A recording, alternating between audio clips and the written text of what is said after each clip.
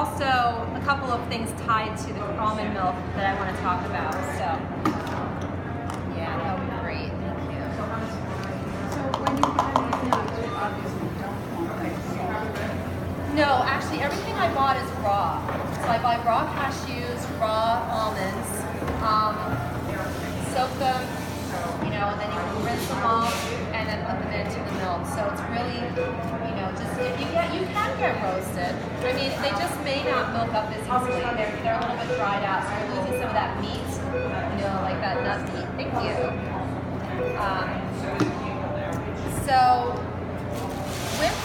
So these were soaked, and this softens it up a little bit. Because almonds tend to be much coarser, and so I'm gonna just.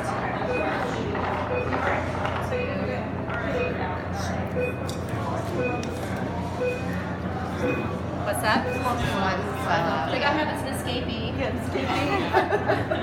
Well, it does not want to go in because I'm underneath the blender now.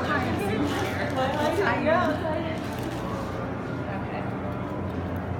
So, and the pinch of salt, it really does help the flavor come out. Pinch of salt to everything, honestly. It's like, I'm one of those people, just add a pinch of salt to it. The reason for that, though, there's actually a reason for adding a pinch of salt to things. Not to actually bring salty flavor to it, but salt actually helps open the cell walls of plant material. And also of meat, too, if you hear people grinding things, it actually helps break down the cellular wall.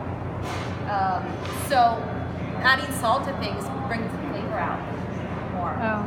And that's why when you add salt, you're actually expanding the flavor and the smell of the foods that you're eating. So it actually is a flavor enhancer.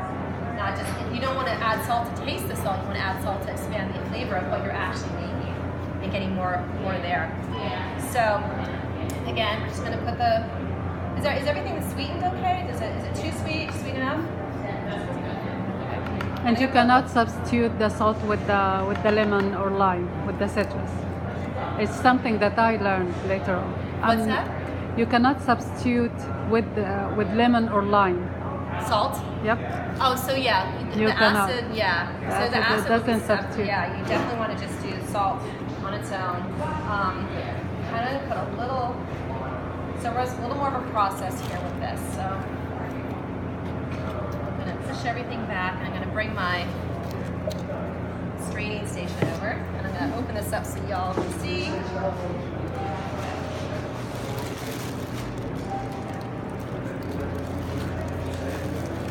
And like I said, this is probably the most involved of the nut milks, but it's worth it. I mean,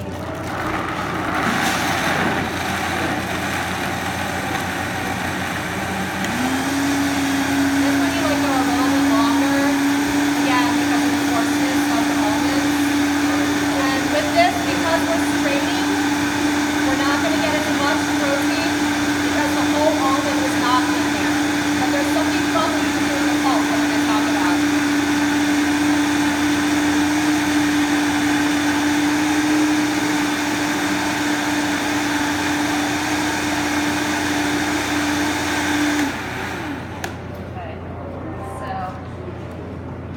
Lovely. So this is what is the nut bag, okay? It's thick enough that pulp doesn't slip through. So you can see it's not porous. So you don't want to use like muslin or cheesecloth because it's definitely going to get gritty. And all you do is you just pour it in and just do a little bit at a time and just squeeze it through. Good.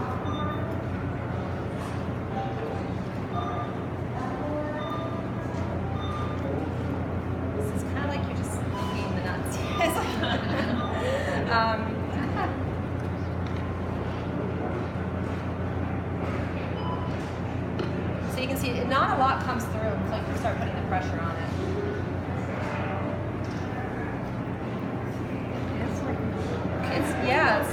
It looks just like milk. I know, it's like milking the cows.